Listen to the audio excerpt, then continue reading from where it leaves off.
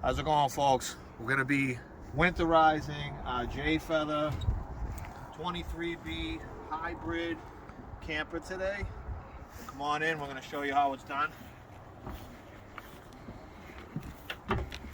Again, don't mind the place, We have these nice memory foam toppers that we use on top of our beds to make it more comfortable, but that's not what this video is about. Today we're going to look at, like I said, winterizing. So first thing you want to do is you want to connect your power source, not run it off your battery. If you can plug it in somewhere at your house, you're going to want an adapter for that as well, which we can show you in a bit.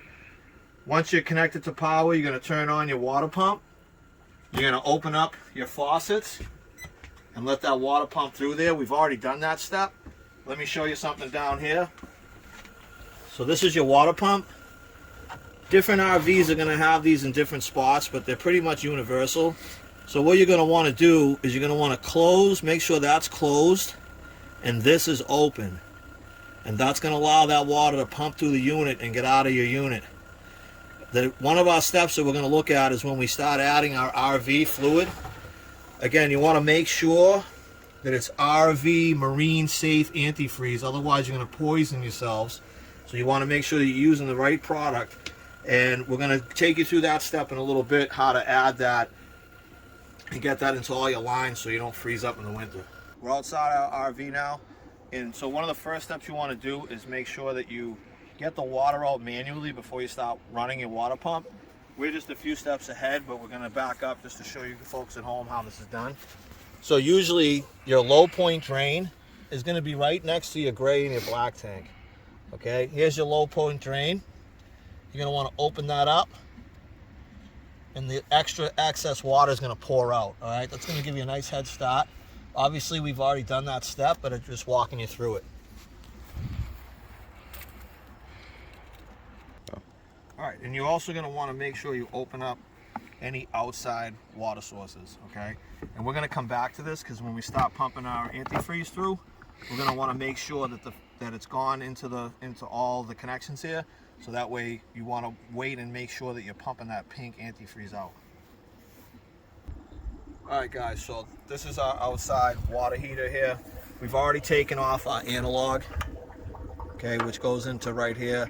Now this is flushing all the water out. The first step in that is that you want to open up this right here. You also want to get rid of that hornet's nest. Do not want to rouse those guys up. They'll come and get you. So we're going to get rid of that too. But I don't think anyone's living in there right now. So you're going to want to open that up, get the excess water out. Obviously, you're going to want to make sure that your hot water heater has been off for at least 7 to 8 hours so that water's not singeing you when it comes pouring out of there.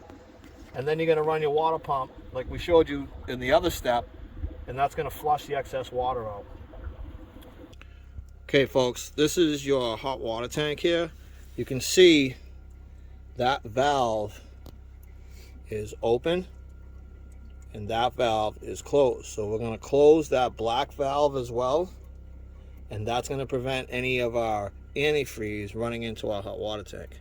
All right, so we're pumping in our RV antifreeze here, and if you come down you can see this pump is working to pump this thing into all of our lines. And when that thing is airtight, then we're going to shut it down and we're going to run some of this stuff through all of our lines. We want to check every line and make sure we have pink coming out of those lines. Go. All right, so we're continuing to pump our antifreeze through our lines. You're going to use a few bottles of these. I like to get like a pack of 6 of them just so I have them if I need them. And if you don't need them, you can have them for next year because you're going to want to winterize your rig for next year anyways. So as you can hear, this stuff is pumping everything in tight. Once we're airtight, we're going to open up some of our lines and make sure that we have antifreeze pumping through. Let me give you an example right now. I'm going to come over to our sink here. See how we got that pink coming in there? That's what we're looking for. We want to see that pink running through our lines.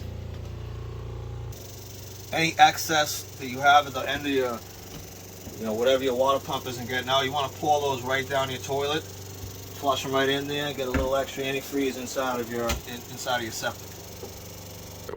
Okay guys, so every time that you're running these through these different lines to make sure you have your paint coming through, you want to try it on each line all throughout your entire unit.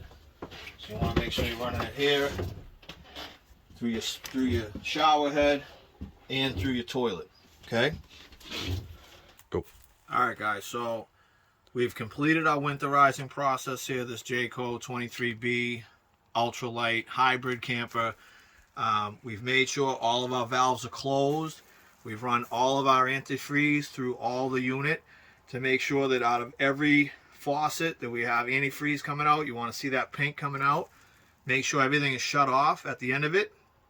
Make sure that you have your hot water heater turned off and all the valves closed, and you should be good to go. Alright, so we're all winterized. We're buttoned up for the winter now. We shut our power off. We closed all of our drains. We closed all of our valves. And we should be good to go. You've winterized your Jayco 23B hybrid camper. And if you don't have a Jayco 23B hybrid camper, this is universal for any RV. You just got to find out where your water pump is at, where your low point drains are at, and you're pretty much good to go.